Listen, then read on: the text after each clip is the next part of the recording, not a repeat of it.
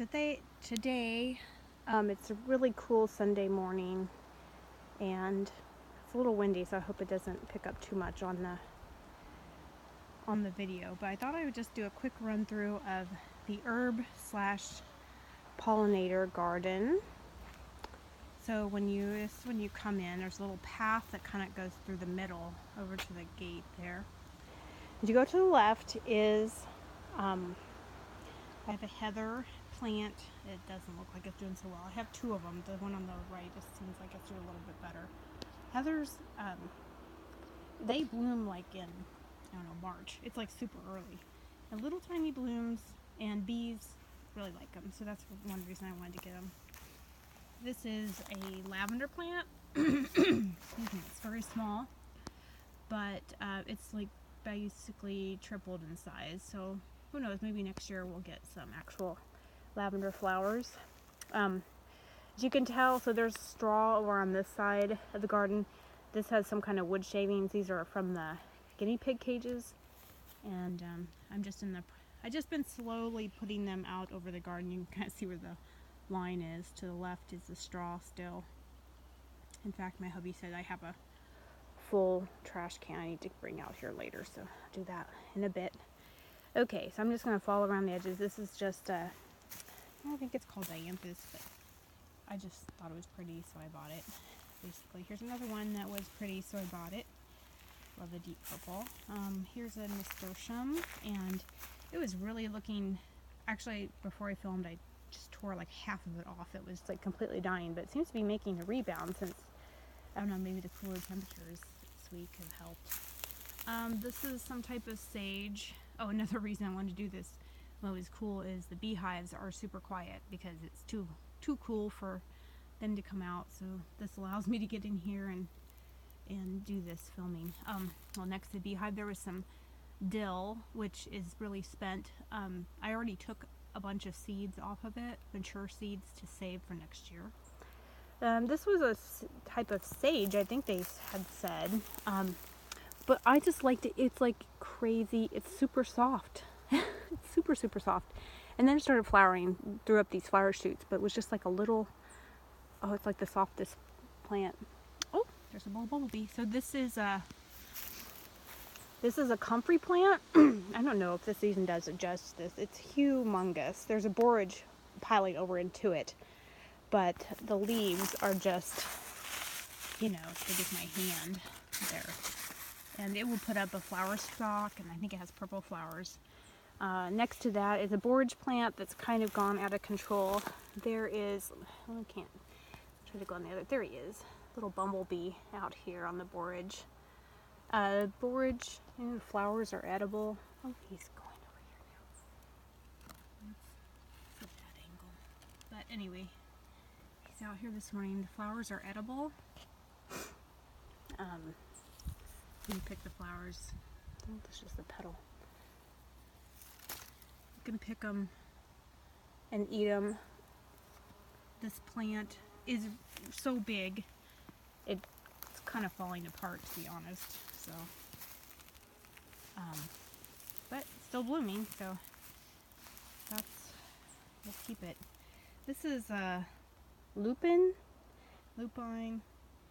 It's a perennial. I believe it also is like a nitrogen fixing plant, and I grew it from seed. They were the most adorable little plants I've ever seen. It took a little bit too. I grew several and finally got this one to take off. This is the type of yarrow that's next to it. Here's some echinacea. Also trying to grow that from seed. It was really tricky.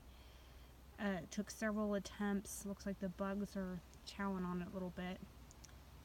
But it finally got growing. It should be a perennial, but it's so small. I hope it can make it through the winter. Here's just some zinnias for color and more flowers. This is tarragon. Now we're going up onto the hugelkultur mound. Here's a group of sage plants. Then I have some oregano that's blooming, a petunia. It's looking kind of half dead. A rosemary, And on the side over there I have parsley, which is just going to town like crazy. There's a little thyme plant there. And then I have some basil. This basil just, finally this one started to take off, but they was really struggling for a long time. And on this side of the hugelkultur bed I have a huge chamomile that is starting to green up again. I thought it was going to die.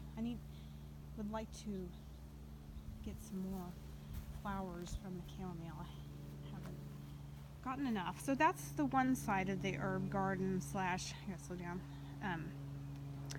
flower. I'm going to call it a pollinator garden, herb slash pollinator garden. So now on the other side, you have that heather plant, and then I have this it's called feverfew. I just love this. It doesn't look as pretty now because some of the flowers are dying, but I did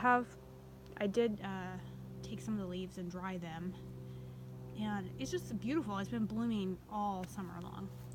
Here's another tarragon plant.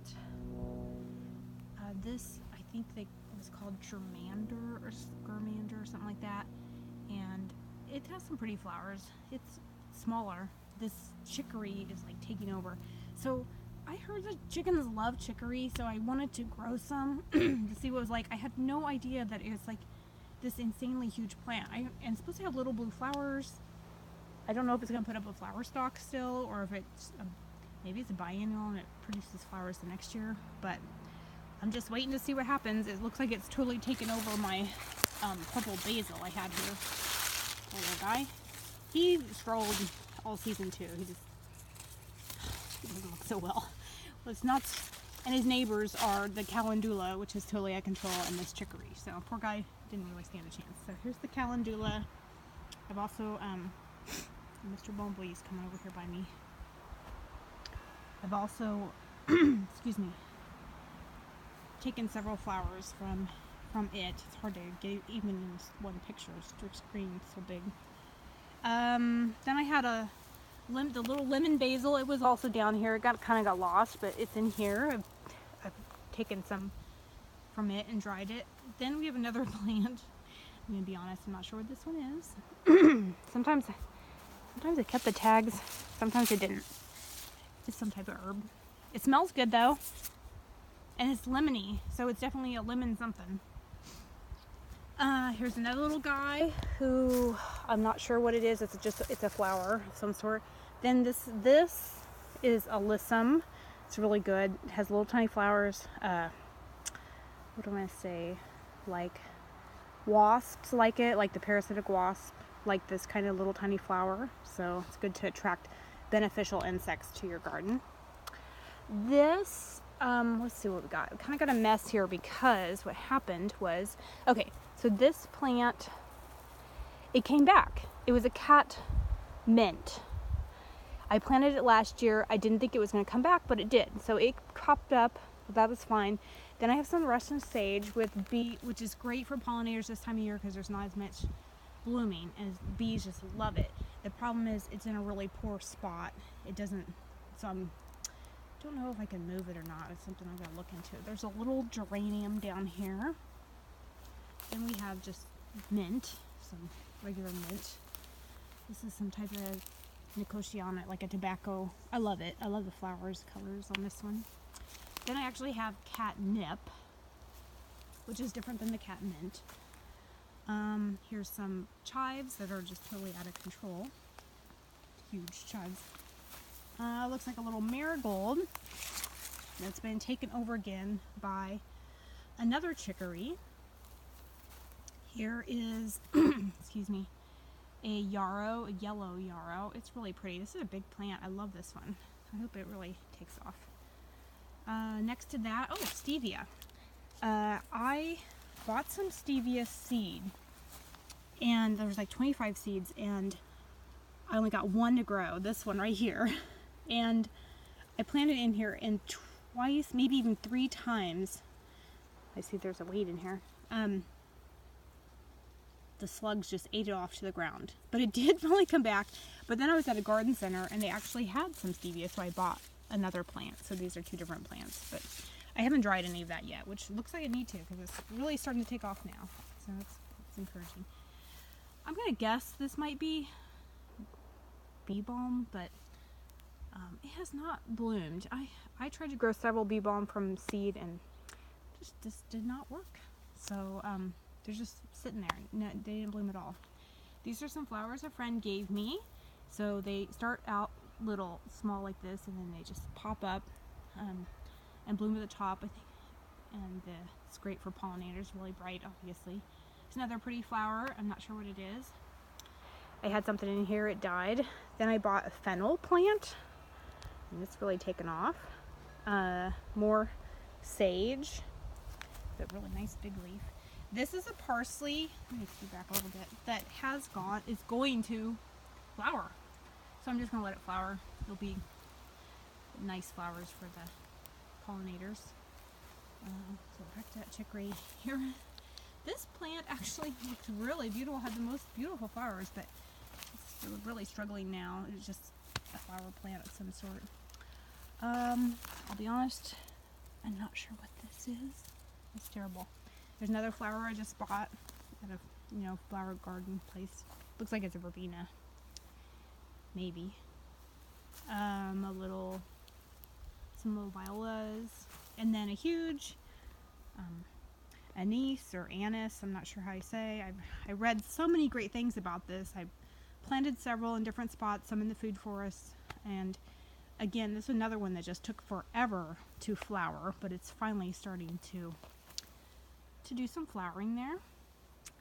Let's see, I think that's the end of it, except the only other thing was that I had this volunteer cucurbit grow, and I just left it. What the heck, it's kind of on the edge there.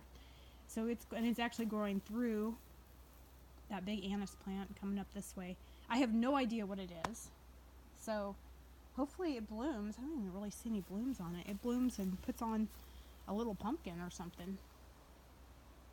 It'll just be a surprise. So basically, that's the, let's get back here, let's get another angle. So that's the pollinator / there's the 2 beehives in the back. So the top bar's on the left and the Langstroth is on the right. I gotta fix my fence there, looks like.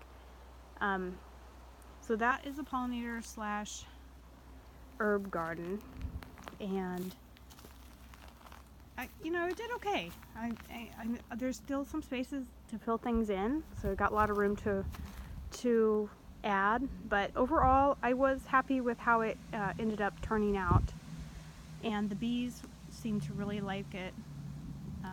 So I was going to say that we did well. I just wish I had more time to dry some of the herbs, because just been very busy this summer, but hopefully this fall maybe. Now I'm finished with the farmer's market, so maybe I'll have a little more time to work on drying more things and collecting seeds. Like the calendula, I've collected seeds from that, collected seeds from the dill, collected marigold seeds, collected some in the nicotiana, the tobacco plant. I love that one.